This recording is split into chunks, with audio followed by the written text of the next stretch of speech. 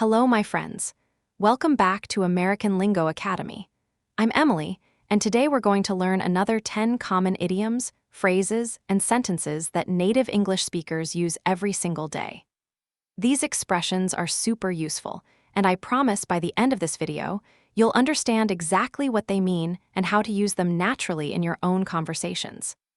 So grab a cup of coffee, get comfortable, and let's dive right in. If you need to pause the video to take notes, that's totally fine. Learning a language takes time, and there's no rush. Number 1, keep your eye on the ball. This is a really popular idiom in American English. Now, it comes from sports, especially baseball, where you literally need to watch the ball to catch it or hit it.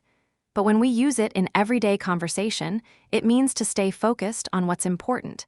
It means don't get distracted, pay attention to your main goal.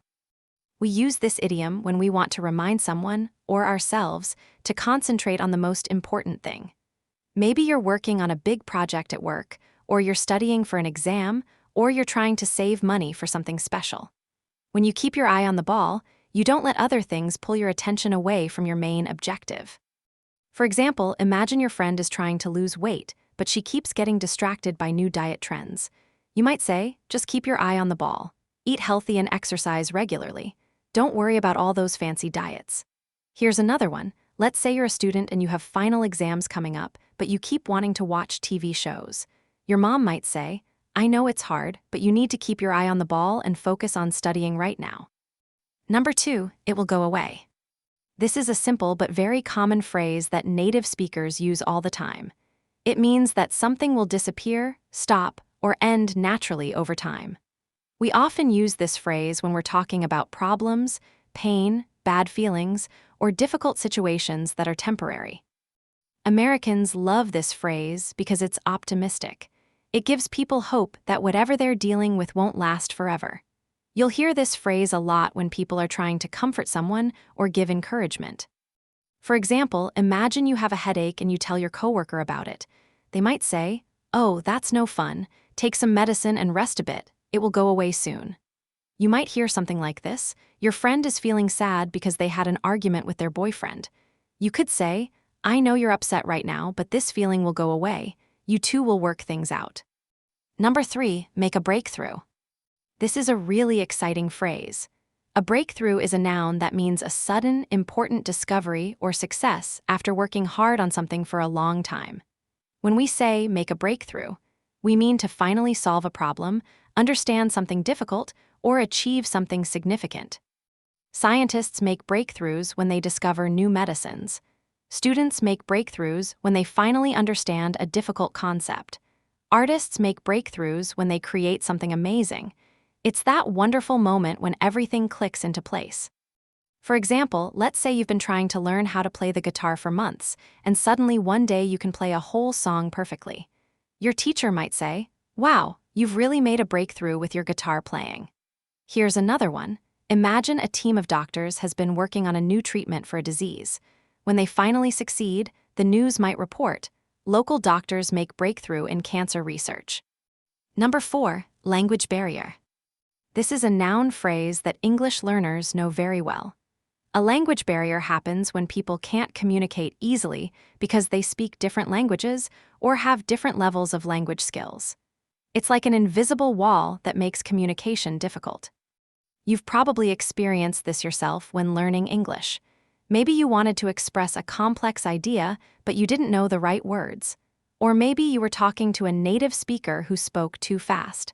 That's a language barrier. For example, let's say you're traveling in Japan, but you don't speak Japanese, and the hotel worker doesn't speak English very well. You might say later, "We had a bit of a language barrier at the hotel, but we figured it out using gestures and a translation app." People often say something like, "I love working with international students, but sometimes there's a language barrier that we need to work through together."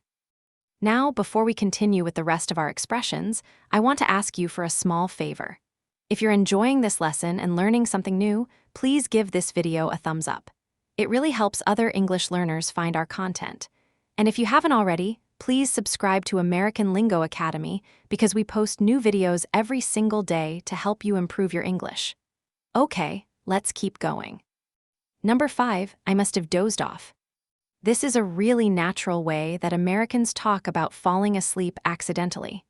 Must've is the contracted form of must have, and dozed off means to fall into a light sleep, usually when you didn't plan to sleep. We use this phrase when we accidentally fall asleep while doing something else, like watching TV, reading a book, or sitting in a waiting room. It's different from going to bed on purpose. Dozing off just happens naturally, especially when we're tired or bored.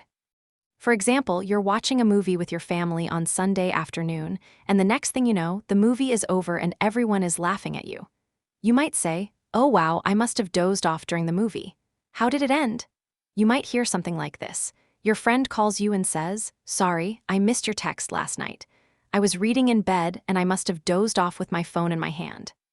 Number 6 is the seat taken. This is a polite question that Americans ask all the time in public places. We use it when we want to sit somewhere, but we're not sure if someone else is already using that seat. It's a courteous way to check before we sit down. You'll hear this question in restaurants, coffee shops, libraries, movie theaters, buses, trains, and anywhere else people sit. It's considered good manners to ask this question instead of just sitting down, especially if there are personal items on the seat or table. For example, you walk into a busy coffee shop and you see an empty chair at a table where someone is sitting. You would politely ask, "Excuse me, is this seat taken?" The person might answer, "No, please sit down," or "Actually, yes, my friend is coming back soon." Here's another one. You're at the library and you see an empty spot at a study table. You might ask the other students, "Hi, is this seat taken? I'm looking for a quiet place to study." Number 7, 100% sure. This phrase means you are completely certain about something. There's no doubt in your mind at all. Americans often drop the word one and just say 100% sure instead of 100% sure. It's a strong way to express total confidence. We use this phrase when we want to emphasize that we're absolutely certain, not just mostly sure. It's stronger than saying "I'm sure" or "I think so." When someone says they're 100% sure, they're telling you they have no doubts whatsoever. For example, your friend asks you if you locked the front door before you left the house. If you clearly remember doing it, you might say, "Yes, I'm 100% sure I locked it. I always check twice." People often say something like this. Let's say someone asks you if you want to go skydiving, but you're terrified of heights. You might respond, "I'm 100% sure that skydiving is not for me. No way." Number 8, I'll believe that when I see it. This is a common expression that shows skepticism or doubt. It means you don't really believe something will happen until you have proof or evidence. It's a polite way to say you're not convinced, but you're willing to change your mind if you see results. Americans use this phrase when someone makes a claim that seems unlikely, or when someone promises to do something but has a history of not following through. It's not necessarily rude, but it does express doubt.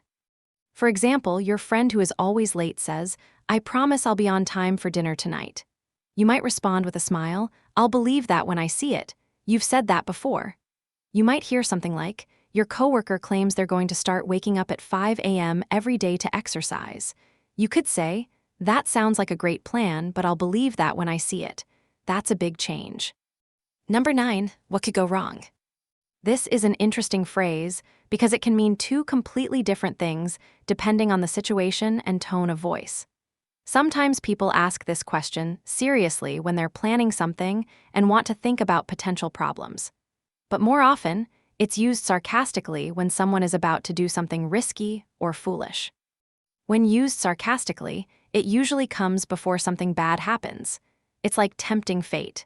Native speakers often say this with a joking tone when they know something probably will go wrong. For example, imagine your friend wants to try to fix his car engine even though he knows nothing about cars. He might say jokingly, "I found some tools in the garage. What could go wrong?" And then probably something will go wrong.